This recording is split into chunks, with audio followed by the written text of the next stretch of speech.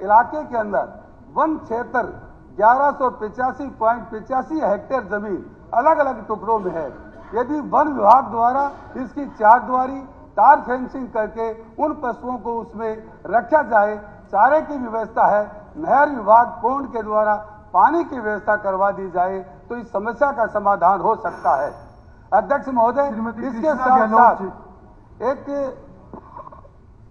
Roadways का सब depot लंबे समय से पेंडिंग है। मेरा आपसे निवेदन है कि माननीय मुख्यमंत्री जी से मेरा निवेदन है और इसके साथ एक IMT 3 ऐसे काम है। अध्यक्ष महोदय, आपने मुझे समय दिया, मैं आपका तहे दिल से आभार प्रकट करता हूं, धन्यवाद करता हूं। जय हिंद, जय भारत।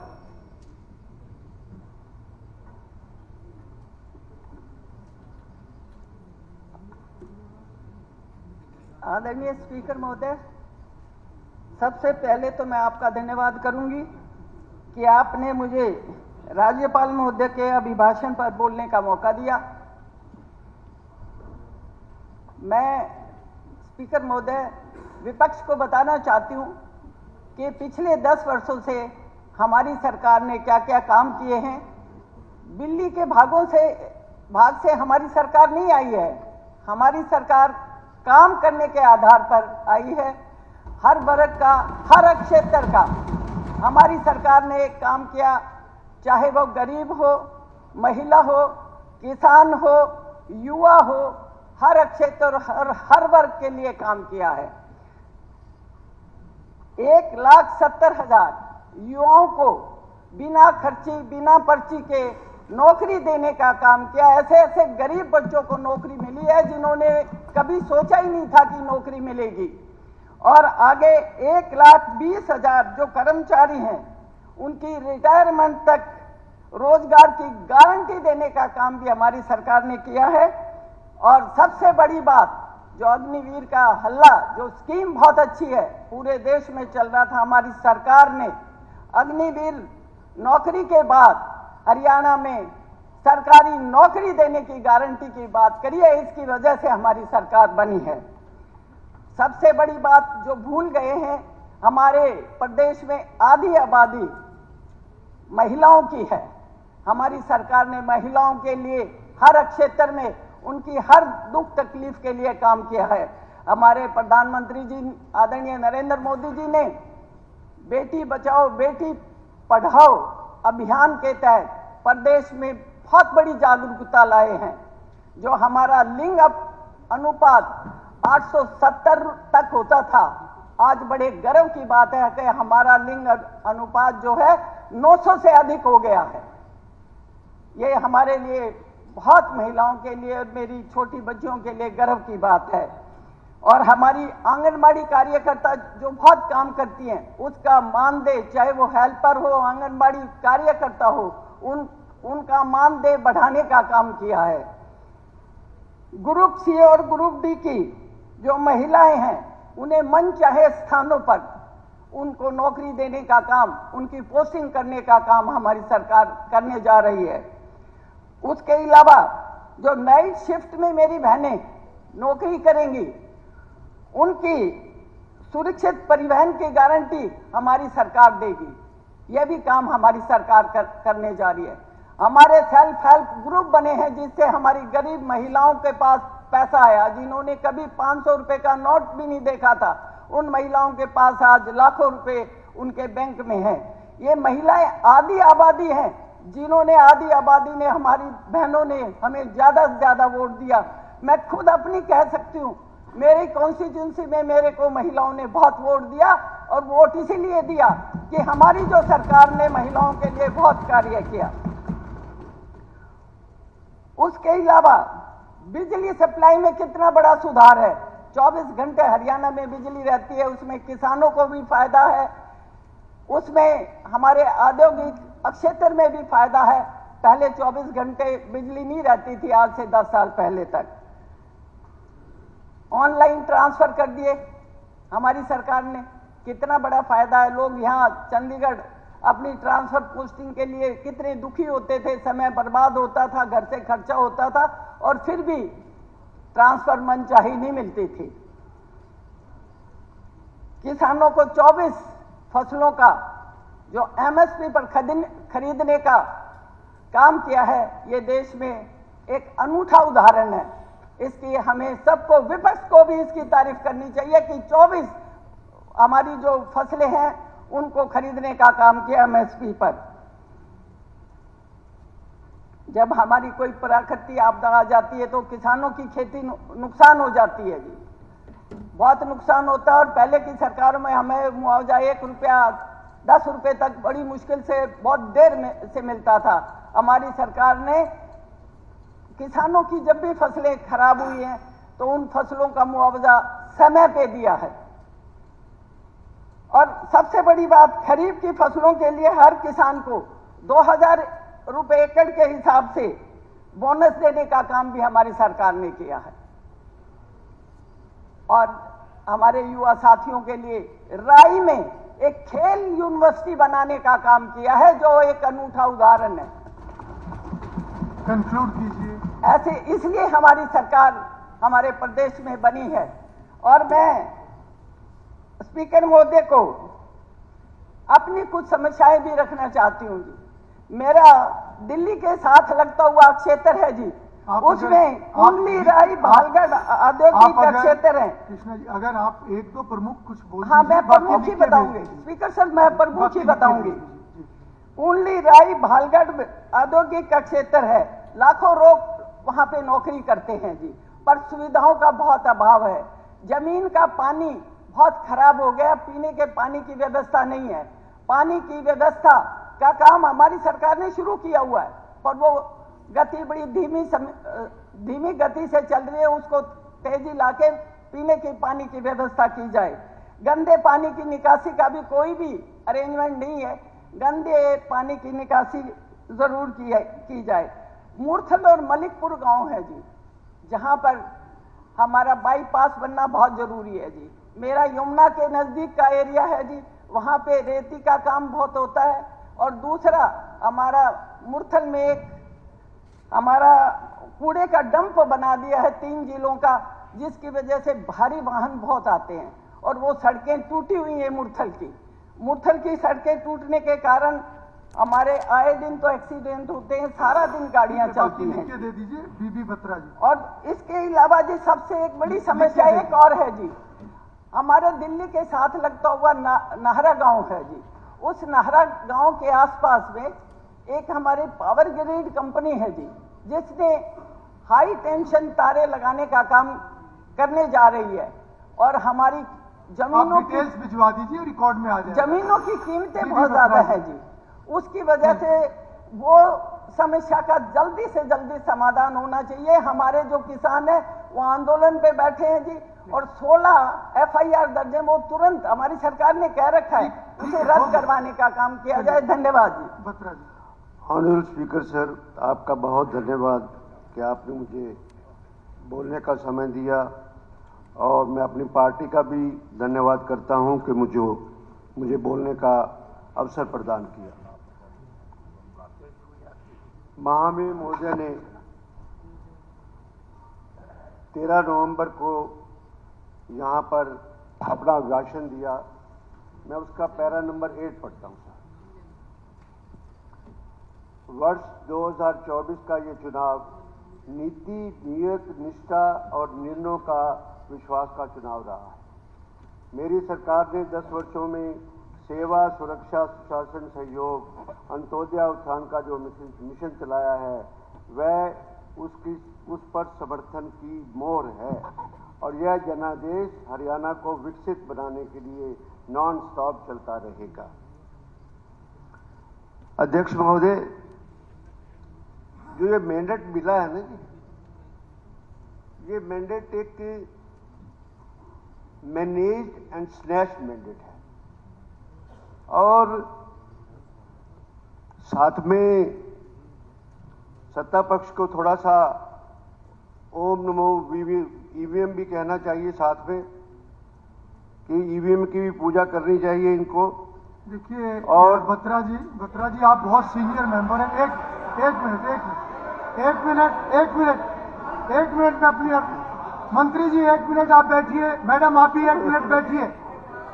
कृष्णा जी 1 मिनट बैठिए। क्या मैंने अनपार्लियामेंट्री कह दिया जी? क्या मैंने गलत कह दिया? बोलो, अब अपना जवाब दे देना। आप जवाब दे देना, कमाल करते हो। बत्रा जी, आपको मौका मिलेगा, आप जवाब दे मेरी देना। तरफ बात कीजिए। नहीं, बत्रा जी 1 सर, मिनट देखिए, चलो, देखिए चलो, ईवीएम का मतलब है कि आप चलो, एक चलो, आगे कॉन्स्टिट्यूशनल चलते हैं, बॉडी आगे के चलते ऊपर हैं, चलो, टाइम। क्वेश्चन मार्क चलो, आपकी बात मानता और हूं, ये मानता हूं। 2-3 बार आपकी बात बात आई है। मानता हूं। हाँ, अब- प्लीज इसको थोड़ा आप ध्यान रखिए। आगे तो बोलने दो, इस पे ध्यान रखिए। एक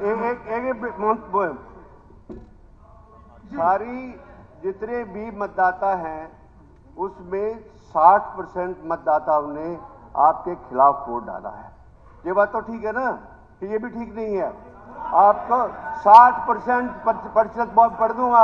आप लोगों को जो वोट मिला है वो 39.8% मिला है, और कांग्रेस को जो मिला है, इसमें भी क्या दिक्कत वाली बात है? इसमें भी क्या दिक्कत वाली बात है? ठीक है, किस बात के नंबर बना रहे हो आप लोग? देखिए, अगर उनकी बात में कोई ऐसा शब्द है जो कि पार्लियामेंट्री नहीं है, जो एक्सेप्टेबल नहीं है, मैं बोलूंगा ही नहीं सर, वो जो बात कह रहे हैं वो बात सुनिए, सभी सुनिए। एक सर, मैं ऑब्जेक्शनेबल चीज बोलूंगा ही नहीं, मैंने तो- पॉइंट आउट की है। अच्छा। और कांग्रेस को रनिंग कमेंट्री नहीं, कांग्रेस नो को नो रनिंग, मैंने उनको भी बोला, आपको भी बोल रहा हूँ, Congress no running commentary. Congress को 39.3% वोट मिला है, और भारतीय जनता पार्टी ने 8 कॉन्स्टिट्यूएंसी के अंदर उनकी जमानत जब्त हुई है। आप ये पॉपुलर गवर्नमेंट की बात करते हैं, आप ये मैंडेट की जो बात करते हैं। आपके मुख्यमंत्री जिस दिन चुनाव हुआ, जिस दिन चुनाव की गिनती हुई, उस दिन वो भविष्यवाणी कर रहे थे। मैं वो वर्ड कोट कर रहा हूं इस बात के लिए कि कहां से भविष्यवाणी कर रहे थे कि मेजॉरिटी हमारी आएगी, हम जीतेंगे, ईवीएम पे दोष मत देना। ये कहां से ईवीएम आ गया उससे? ये कहा मुख्यमंत्री जी ने। मुख्यमंत्री जी के शब्द हैं जो मैं कह रहा हूं, तथ्य कह रहा हूं। उसमें आप उसमें वो मत कीजिए। और मैं पूरे सम्मान के साथ, स्पीकर सर, आप बीच में क्यों टोकेंगे? आप जब आप मंत्री जी रहने दो, मंत्री ऐसे ही रहने दो, आप किसी बातों को आप बोलने नहीं दोगे। इस बात के लिए कोई तरीका थोड़ा है। बत्रा जी, आप अपनी बात, हाँ जी, ठीक है आप सर। अपनी बात सर, मैं कोई बात नहीं देंगे, कई बार कह लिया ये। कोई बात नहीं। बत्रा जी, आप अपनी बात रखें। इसके ऐसे सर, मैं आपकी with all humility at my command कि ये चुनाव जो है साम दाम दंड भेद की नीति अपनाई गई है, और पैसे के बल पे चुनाव जीता गया है। पैसे के बल पे चुनाव जीता गया है ये। और उसके बाद जनता ने ईवीएम पर सवाल उठाए। आप जो अनपार्लियामेंट्री क्या है? What is unparliament? ये अपने बारे में ऐसी बात, व्हाट इज अगर अनपार्लियामेंट? आप रिकॉर्ड में ला सकते हो ऑब्जेक्शन अपना, आपको अधिकार है। अध्यक्ष जी देखिए, जी, इनको 5 साल इन्होंने यही नुक्ताचीनी नहीं, छानी this है। is not a इन्होंने point कुछ of नहीं order, करना। nothing. 5 Why साल are you speaking ईवीएम पर दोष आप- देना आपको है। बोलने एक में मिनट, बीच में कोई हक ही नहीं है किसी हालत में। मैं रोहतक से चुनाव जीता था 19 में। ये यार, 5 ये साल चू कहाँ की करते बात है रहे कि रोहतक कि में भाई कौन चुनाव चुनाव कैसे जीता जीत गया। है? सुन तो लो, 5 साल चू करते रहे। तो ये आप ये देखेंगे, एक सदन चलाना है कि नहीं चलाना, तो इनकी बिना बात की बातें सुनकर रहे हम फिर सदन चलाना जितनी हमारी जिम्मेवारी है नहीं, आपकी भी सदन है। तो चलेगा। नहीं सदन चलाने की चलेगा। जिम्मेवारी आपकी भी है। मंत्री जी, गलत बोलेंगे तो विरोध करेंगे। नहीं, मंत्री जी, गलत बोलेंगे तो विरोध करेंगे। मंत्री जी आप बैठिए। सर, प्लीज, देखिए ये सदन, बिना वजह की बात नहीं नहीं, सुनेंगे। देखिए सदन, आप देखिए मेरी बात। एक मंत्री जी, 1 मिनट। मंत्री जी आपस में बात नहीं करेंगे, आपस में बात नहीं करेंगे। मंत्री जी मेरी बात सुनिए, 1 मिनट।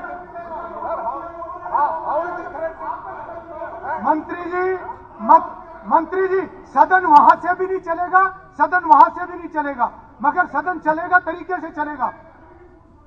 ऐसे देखिए, ये इस तरीके से हाउस नहीं चलेगा, और ये सभी मेंबर्स को ये समझना पड़ेगा। कुलदीप जी, ये बीच में नहीं होगा, कि दोनों तरफ से ये नहीं होगा बीच में। आप बैठ जाइए, आप बैठ जाइए अभी। कोई भी ऐसे खड़ा नहीं होगा, गीता जी, कोई भी खड़ा नहीं होगा। ये एंडलेस है, ये एंडलेस है, इसका कुछ ये नहीं। आप प्लीज बैठिए, आप प्लीज बैठिए, आप प्लीज बैठिए। और जो भी भाषा का इस्तेमाल करें, मर्यादित भाषा का इस्तेमाल करें। ऐसे नहीं होता, कोई कुछ भी बोलेगा फिर रिएक्शन होता है, ऐसे नहीं होता। बत्रा जी, आप अपनी बात कीजिए, आप सीनियर मेंबर हैं और 8 मिनट 10 मिनट के अंदर आप 8 मिनट के नहीं, party has given me the time and party को टाइम दिया है, मैं उस हिसाब से बोलूंगा। 10 मिनट आपको पार्टी ने दिया, 10 मिनट के नहीं, 10 पार्टी नहीं है। तो आप कौन से मेंबर्स नहीं बोलेंगे वो भी तय कीजिए। कोई बात नहीं, तय हो जाएगा। तो 15-10 मिनट तो आपने ठीक है, आप अपनी बात रखिए, बीच में कोई नहीं बोलेगा। वाइटल इश्यू है, मैं आउट ऑफ सब्जेक्ट नहीं बोल रहा हूँ, कोई बात रेलिवेंट बात रेलिवेंट बात कह रहा हूँ। कोई ऐसी बात नहीं होनी चाहिए कि उसमें रिएक्शन। सारे वर्ल्ड के अंदर, ठीक है, 120 कंट्रीज ऐसे हैं जहां पर ईवीएम इस्तेमाल नहीं होता है। जर्मनी की सुप्रीम कोर्ट का जजमेंट है कि ईवीएम से इलेक्शन अनकॉन्स्टिट्यूशनल है। इस हिंदुस्तान में क्यों नहीं बैलेट पे चुनाव होता, मैं ये सदन के सामने कहना चाहता हूं। यही है इस बात के लिए, ये इसमें है, उसमें उतराज कर सकते हैं इस बात के लिए। हम क्या गलत थोड़ा कह रहे हैं जी, कोई इसमें बात थोड़ा कोई इसमें। और ये भी कहूंगा साथ में कि जैसे पार्लियामेंट में कहा गया या कुछ है, मैं विद ऑल कन्विक्शन कि इलेक्शन कमीशन ऑफ इंडिया का एटीट्यूड, छुट्टियां याद नहीं आती जब डेटे अनाउंस करते हैं, तब इलेक्शन कमीशन सोया होता है उस समय में। और आज जब बाद में अपील आती है, 1 तारीख को चुनाव होना था, 5 तारीख को आपने चुनाव कर दिया, और वो जो 15 दिन का पीरियड था, किस कैपेसिटी में पीरियड बढ़ा दिया वो इलेक्शन कमीशन। वही जो सरकार कहे वही इलेक्शन कमीशन करता है। और फिर ठीक लोग कहते हैं कि जैसे सीबीआई पिंजरे का तोता थी, इलेक्शन कमीशन पिंजरे का तोता है। इसमें कोई ऐसी बात थोड़ा है। नेक्स्ट में रेलेवेंट बात पे आ रहा हूं, और नेक्स्ट उसके बाद अगेन मैं प्रेसिडेंट एड्रेस जो है, गवर्नर एड्रेस का पैरा नंबर 11 पढ़ूंगा सर। मेरी सरकार ने माननीय प्रधानमंत्री श्री नरेंद्र मोदी जी के सबका साथ, सबका विकास और सबका विश्वास के मूल मंत्र पर चलते हुए प्रदेश में हर वर्ग को आगे बढ़ाने के लिए समान अवसर प्राप्त किए हैं। उन्होंने गरीब, युवा, महिला व किसान को विकसित भारत के 4 स्तंभ माना है। मैं आज सिर्फ गरीब की बात करूंगा इसके अंदर, क्योंकि और बातें करूंगा इतना समय आप नहीं दे रहे, इधर उसमें करनी है। इस सरकार ने फ्री राशन बांटकर इस इलेक्शन को कहीं ना कहीं अपने हक में किया। टोटल हमारे प्रांत की पॉपुलेशन है 2 करोड़ 8 लाख, जहां पर 1.9 करोड़ पीपल को बीपीएल कैटेगरी में रखा गया है। कैसा प्रदेश है? किस प्रदेश की आप इतनी बढ़ावना करते हैं? किस प्रदेश की बात है? हमारा इंफ्रास्ट्रक्चर है, हमारा यहाँ पर है, हमारा वहां पर है, यहाँ इतने पैसे खर्च हुए, इतना बजट हो गया या कुछ है। 70% of the population is below poverty line. इस बात के लिए चिंतन करना होगा। मैं कोई शब्द बोलूंगा फिर सारे खड़े हो जाएंगे उस बात के लिए कि इस बात के लिए कि इतना 70% पॉपुलेशन क्या बिलो पॉवर्टी लाइन के अंदर हरियाणा के अंदर रहती है। और आप कहते हो कि भारत सरकार की जीएसडीपी से, हमारी जीडीपी से हमारी जीएसडीपी उससे ज्यादा है। जिस प्रदेश की स्पीकर सर जीएसपी 8% हो और सेंट्रल गवर्नमेंट की 7% हो, और उस प्रदेश के अंदर 70% आदमी गरीबी रेखा के नीचे हो। जो प्रदेश में कहता हो अपने बजट के अंदर कि पर कैपिटा इनकम 3,25,759 रुपया, पर उसकी बात का आप करते हो, उस बात के लिए इस सरकार को मैं एक निकम्मी सरकार नहीं कहूंगा तो कौन सी सरकार कहूंगा? कहां पर पैसे वो चले गए ये कुछ है, ये अनपार्लियामेंट्री वर्ड नहीं है। आप ज्यादा बोलने की हमेशा कोशिश मत कीजिए। हाँ सर, उसके बाद सर एक वर्ड होता है sustainable growth. Speaker sir, sir ने कमी सरकार का इसको डिलीट कराओ। दूसरा स्पीकर से चलो, एक मिनट आपकी अनुमति से। खराब सरकार है, जैसे मैं वापस लेता हूँ, आपकी सरकार बहुत बढ़िया है। मैं वापस लेता हूँ, आपकी सरकार बहुत बढ़िया है, बहुत बढ़िया सरकार है। एक मिनट है, नकारा सरकार है, बस। मंत्री इधर बात करना चाहता हूँ। स्पीकर सर, मैं वापस लेता हूँ, मैंने सरकार बहुत सीनियर सरकार है। देखिए, सीनियर लोग ही ध्यान नहीं कर रहे हैं, नए मेंबर्स क्या सीखेंगे? थोड़ा ध्यान से इधर संबोधित कीजिए। Point of order. जैसे बत्रा जी ने कहा कि हरियाणा प्रदेश के लोगों को फ्री अनाज देकर के, हाँ आऊंगा उसमें आऊंगा। ये याद रखें, जवाब देना कि आप बीच में देश में कोरोना काल आया, कब थे क्या? जब देश में कोरोना काल आया, प्रधानमंत्री कोरोना कहां से आ गया? 80 करोड़ लोगों को, स्पीकर सर, 80 करोड़ लोगों को फ्री अनाज दिया था और अगले 5 साल के लिए फिर एक्सटेंड किया था। इस बात की सराहना करनी चाहिए। चलिए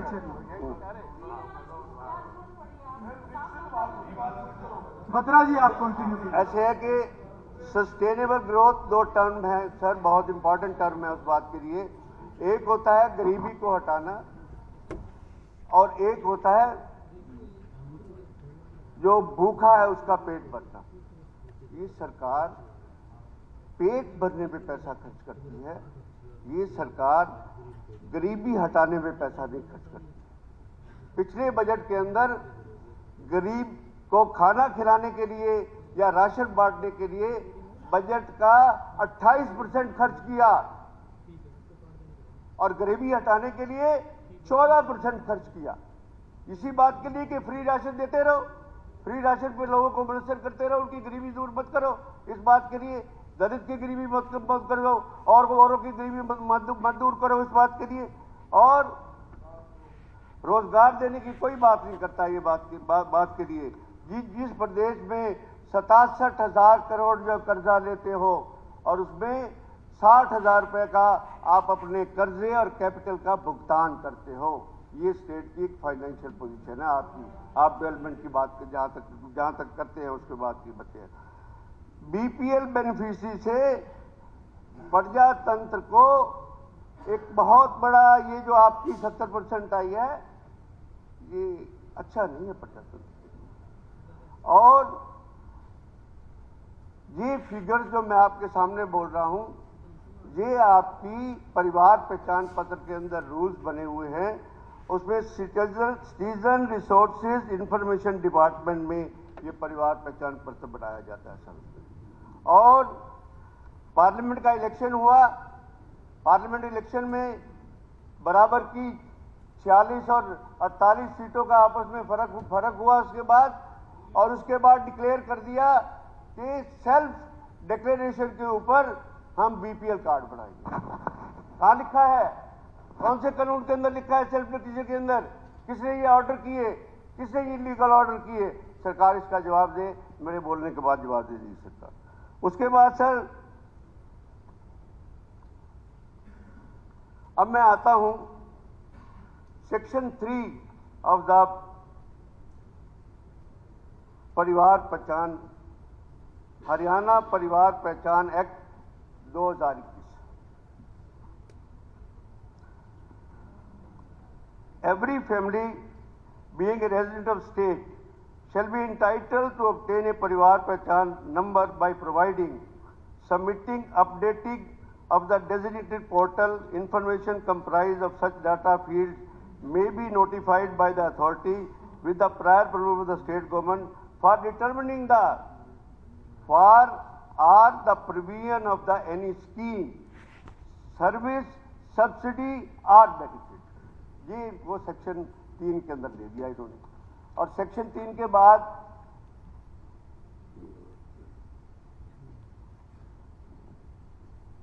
after receipt of the information under section 3 the authority shell verify each data field of the information through physical means. ये कहां से एक आपने डिक्लेरेशन कर दी कि सेल्फ डिक्लेरेशन कहां से कर दी? क्या एक इस एक्ट की ध्वजियां उड़ा दी जो मनोहर लाल जी का मुख्यमंत्री जी का एक ड्रीम प्रोजेक्ट था जिसके अंदर उन्होंने एक प्रोसीजर को डिस्क्राइब किया था, जिसको गर्व करते थे कि मैंने यहाँ पर परिवार पहचान पत्र मैं लेके आया हूँ। उसके बाद क्या है sir, physical mean such manner as may be notified by the authority or through electric means by integration or comparison with the data held by or on behalf the state government or government agency or local authority in the case. उसके बाद sir clause 2 है, on verification of the each data field under subsection 1 authority shall tag the Parivar Pehchan पत्र database जो इसके लिए verified है या कहाँ पे। ये 44% की इंक्रीज आपने बेनिफिशरीज की कर दी।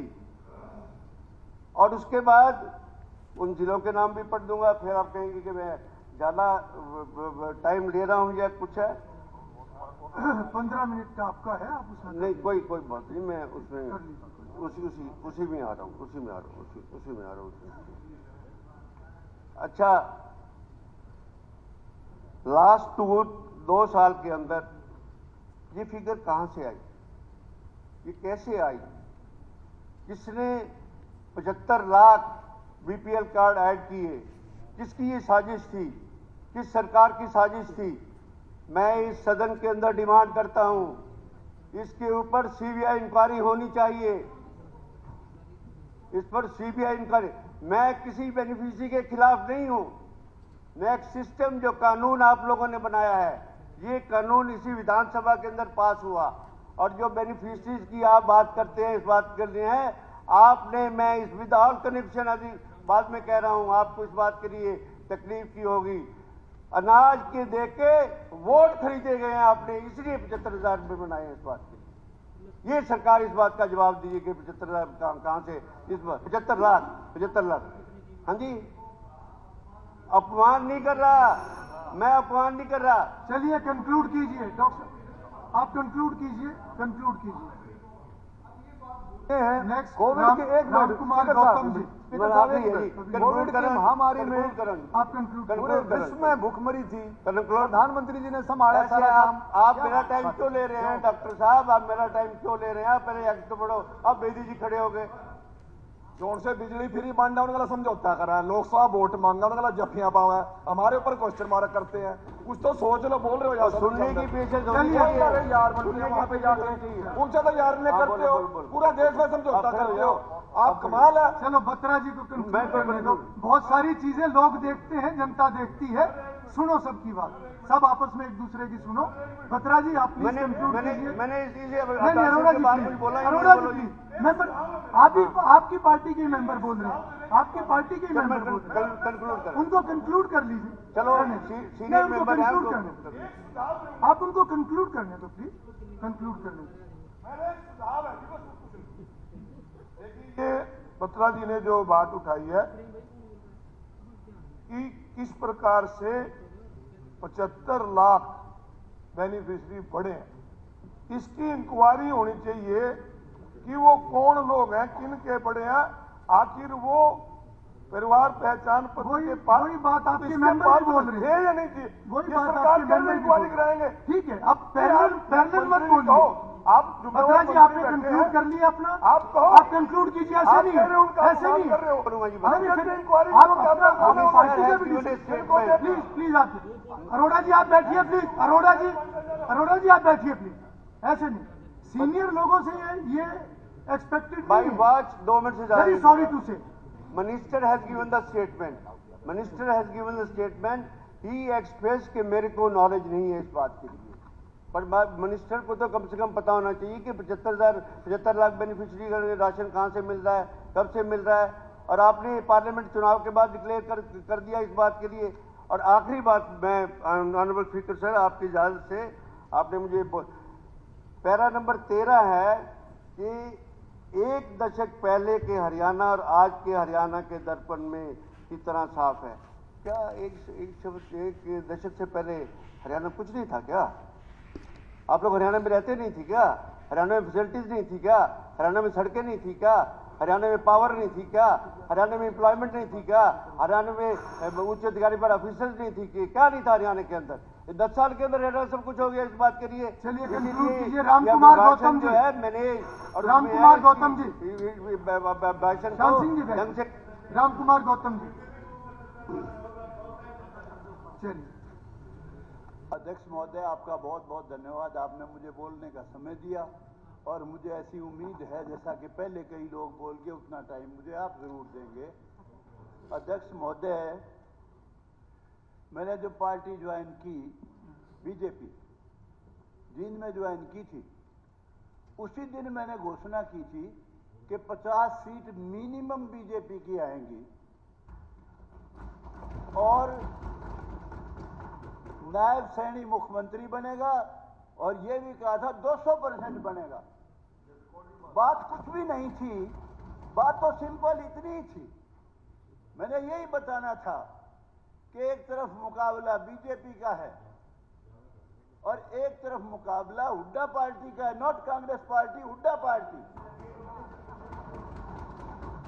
क्योंकि हमने इतना ही बताया था, एक जो कुमारी शैलजा थी जिसके पिताजी बहुत बड़े नेता थे, उसको खुद को टिकट नहीं दिया गया।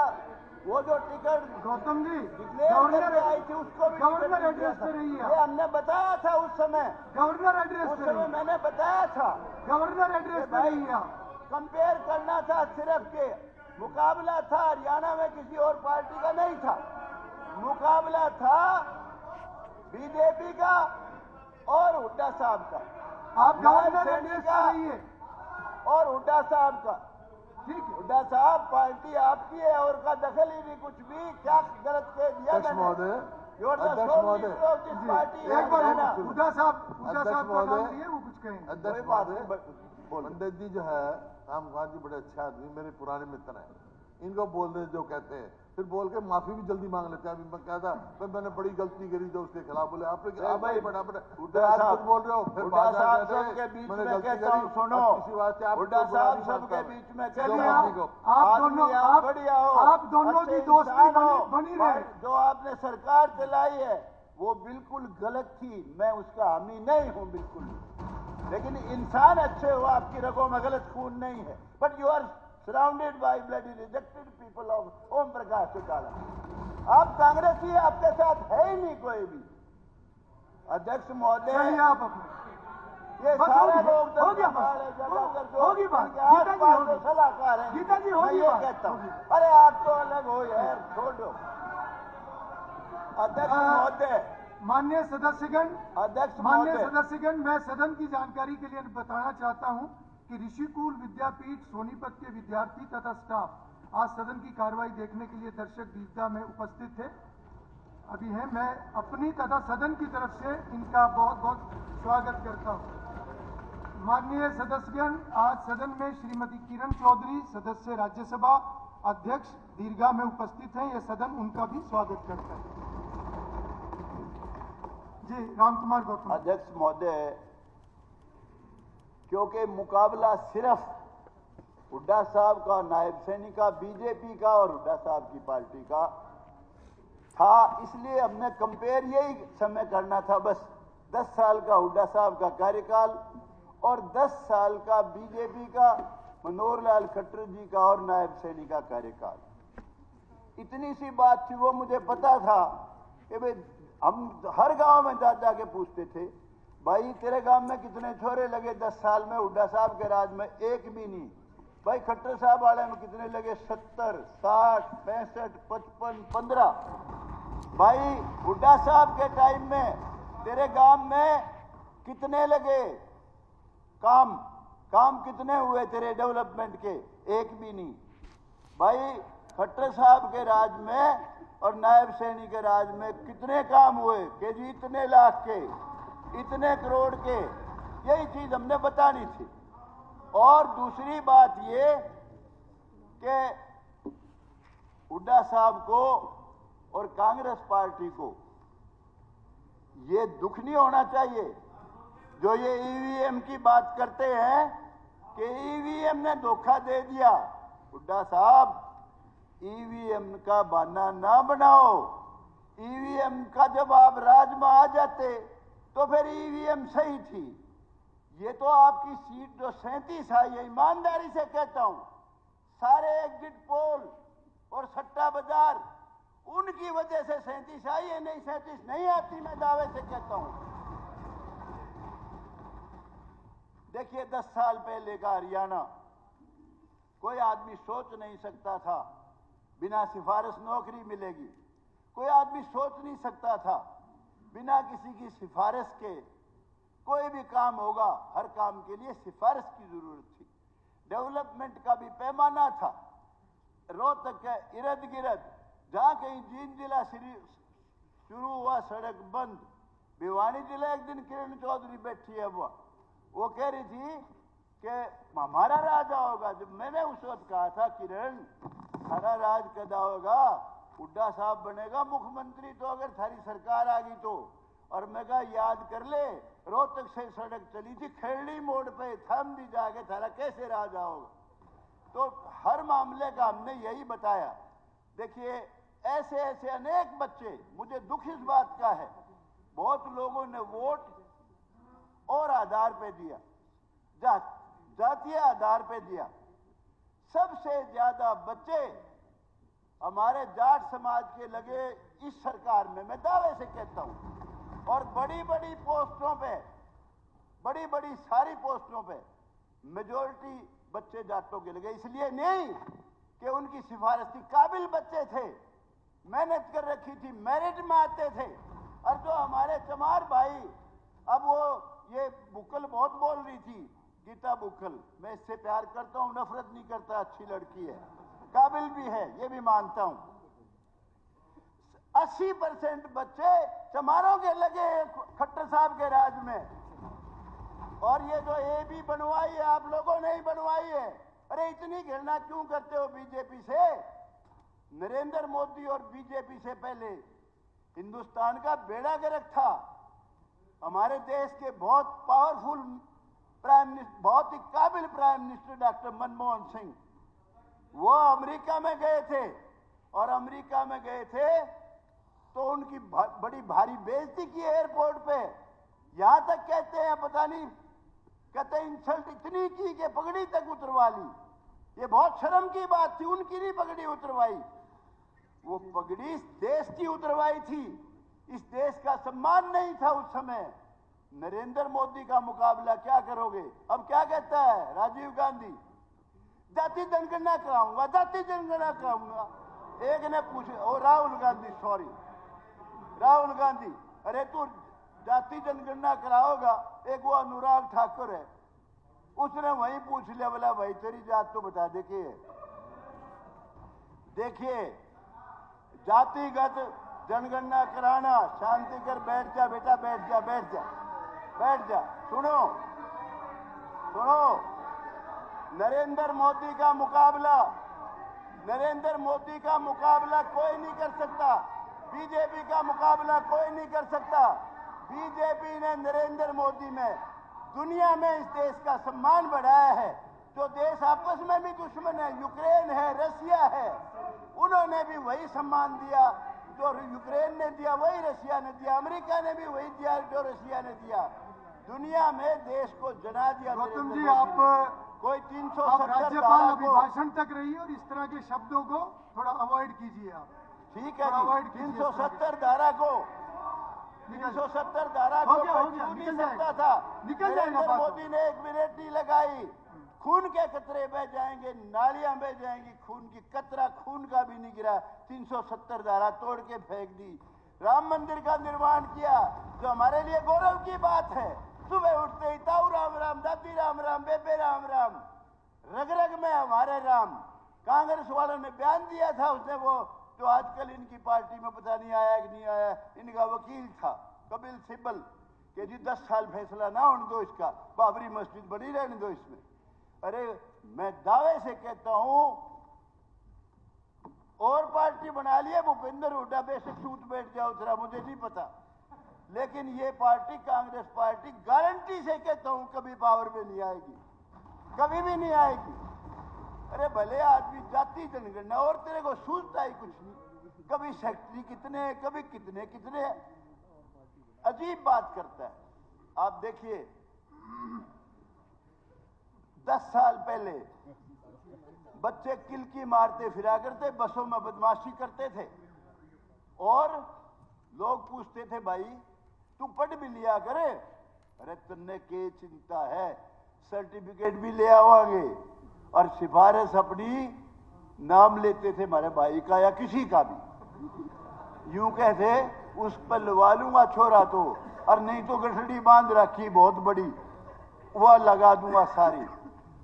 मैं कहता हूं मनोहर लाल खट्टर ने, बीजेपी ने पहली बार यह एहसास कराया कि बच्चों को पढ़ाओ, जो बच्चे किलकी मारते फिरा करते कोचिंग सेंटर ज्वाइन करके और काबिलियत के आधार पे नौकरी दी। 10 साल उससे पहले नहीं था, एक नया जमाना शुरू किया, अनेक काम ऐसे किए। ठीक है, उनके खिलाफ एक एंटी इनकम्बेंसी बन गई थी, जो टेक्निकल काम कर दिए सारे, और कुछ टेक्निकल काम को तो नायब सैनी जी आपने भी सुधारना पड़ेगा भाई।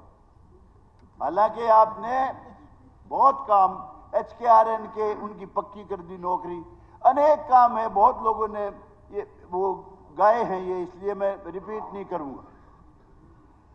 लेकिन वो जो एंटी इनकम्बेंसी टेक्निकल थी और कुछ नहीं थी, पर काम उन्होंने बहुत अच्छे किए। उसके बाद नायब सैनी ने फिर सुधारा और भी सुधार कर दिया, और जो ये सरकार आई है ये बाकायदगी से इसको समर्थन मिला है 36 बरादरी का, सबका जब आई है। EVM का कोई रोड़ा नहीं है, गलतफहमी में मत रहो। अंदर से तो आप भी जानते हो क्या क्या कमी थी कि जिस वजह से आप नहीं आए हो। लेकिन मैं ये कहता हूं, जिस दिन नायब सैनी को बनाया था चीफ मिनिस्टर, उसी दिन मैंने कहा था ये ट्रंप का पत्ता है, जीत का पत्ता है, 100% बीजेपी जीतेगी। कुछ भाई जो पर्सनल नफरत करते हैं नायब सैनी से, वो बावड़े हैं बिल्कुल, उनको गलतफहमी भी है कि भाई तू फलाना बन जाता तो पता नहीं क्या कर देता। लेकिन मैं कहता हूं सही समय पे जो सही फैसला लिया पार्टी ने, ये गजब का फैसला था। अरे सैनी, SC, BC, ब्राह्मण 100% टिकट डिस्ट्रीब्यूशन गजब का, पंजाबी 100%, 80-85, हमारे जाट भाइयों को छोड़ के उनको तो ये था भाई हमारा भूपेंद्र हुड्डा बनना चाहिए। और जो भाई गौतम जी, ये जाति अगर ये जाति बात का शब्द सॉरी ये इस्तेमाल नहीं होना तो चाहिए, सच्चा है, लेकिन नहीं ये नहीं होना चाहिए। देखिए ये कोई राजनीतिक सभा नहीं है, ये हम हाउस के अंदर बात कर रहे हैं। नहीं है, बिल्कुल हाउस का अपना एक डेकोरम होता है, बिल्कुल डेकोरम बनाऊंगा उसके ऊपर आप बहुत सीनियर मेंबर है। ठीक है, ठीक है, नहीं बिल्कुल ऑब्जेक्शनेबल है। ठीक है, डेकोरम बनाऊंगा भाई, डेकोरम बनाऊंगा, बिल्कुल ही ऑब्जेक्शनेबल। अध्यक्ष महोदय आई एम सॉरी, आप कंक्लूड कीजिए। अध्यक्ष महोदय, ये शब्द इसमें से निकलेगा, मैं कंक्लूड करा रहा हूं। ये मेरे निकाल दे भाई, उसमें से निकाल दे। अध्यक्ष हाँ। महोदय, मैं सॉरी बोल दी भाई, सॉरी बोल दी, तारीफ भी कर देता हूँ यार कितनी, फिर उसने भी तो देख लिया अगर। मैं कुछ बातें सरकार की नहीं, पार्टी की तरफ से समय है, वो आप नहीं बताएंगे। नहीं, ये आप नहीं बताएंगे।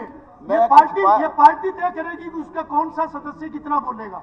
आपकी कांग्रेस की तरफ से भी बहुत ऑनरेबल मेंबर 20 मिनट से ज्यादा बोल रहे हैं, इसलिए आप तय नहीं करेंगे, और इस तरह का विषय बीच में कोई उठाए भी ना। ठीक है, ये सभी के लिए, मैं अध्यक्ष महोदय कुछ चीजें सरकार की, मुख्यमंत्री जी की और मंत्रियों की उसमें लाना चाहता हूं संज्ञान में। एक तो हॉस्पिटल्स की भी कमी है, हॉस्पिटल में डॉक्टर्स की भी कमी। ये मुख्यमंत्री जी विशेष तौर से, क्योंकि आप तो ने तो अभी अपना काम कारवा शुरू करना है अभी, तो आपका तो कोई इसमें वो नहीं है, मैं पहले भी आवाज उठाता रहा। सफीदों में 31 पोस्ट सैंक्शनड है, 29,000 वोट है। नारनौंद के 13,500 वोट है सिर्फ। नारनौंद में 100 बेड का हॉस्पिटल है, सफीदों में सिर्फ 50 बेड का हॉस्पिटल है।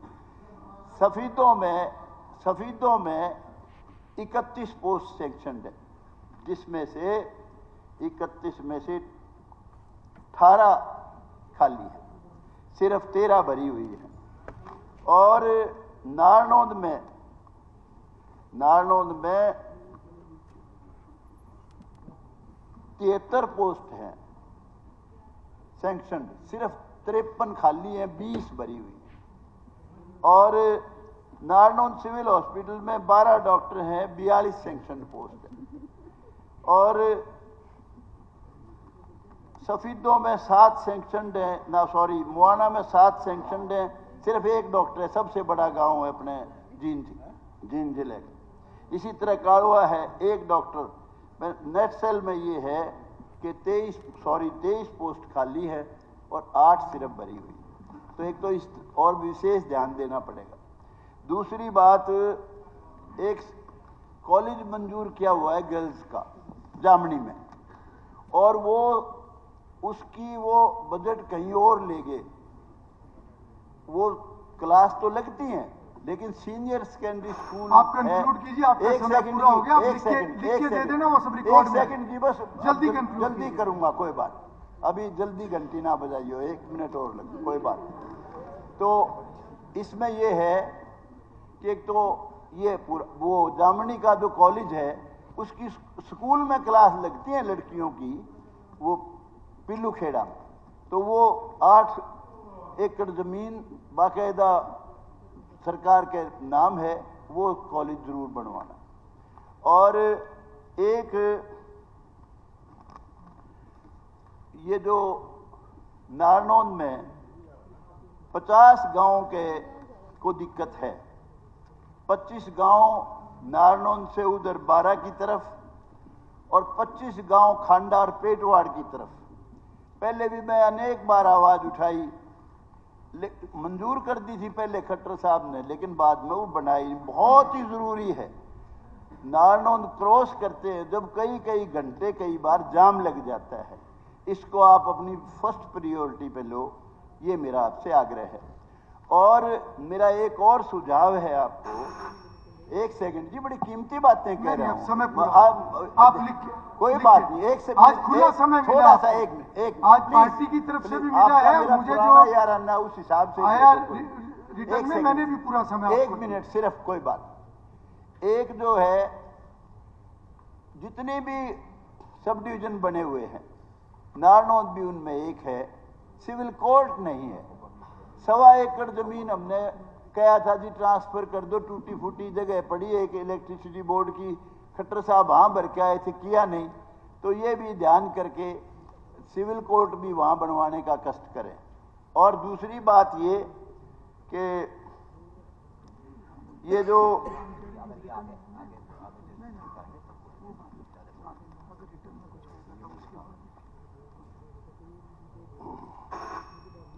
एक सेकंड खत्म करता हूँ, 1 सेकंड खत्म करता हूँ, बस आप खत्म कर दिया। 1 सेकंड बस खत्म कर दिया। खेड़ा खेमावती में दोनों तरफ तालाब है, बड़ा खतरनाक। इसमें समय बहुत जाएगा, इतना सब रिकॉर्ड में आएगा। इतना ही बस 1 सेकंड। वो दोनों के दोनों जो है तरफ कई लोग भी मर लिए, वहां पानी बहुत खतरनाक पानी है, खेड़ा खेमावती के दोनों सड़क के तरफ, उसकी तरफ विशेष ध्यान दिया जाए। और सड़कें काफी हैं, कोई नहीं, आप लिख के दे दीजिए, सारा आ जाएगा। चंद्र प्रकाश जी 1 सेकंड, जींद 1 सेकंड, नहीं हो गया, धन्यवाद। जींद से अब कुछ रिकॉर्ड में नहीं आएगा, ऐसे रिकॉर्ड में नहीं आएगा। अध्यक्ष जी अध्यक्ष जी, एक मुख्यमंत्री जी खड़े हैं, 2 मिनट।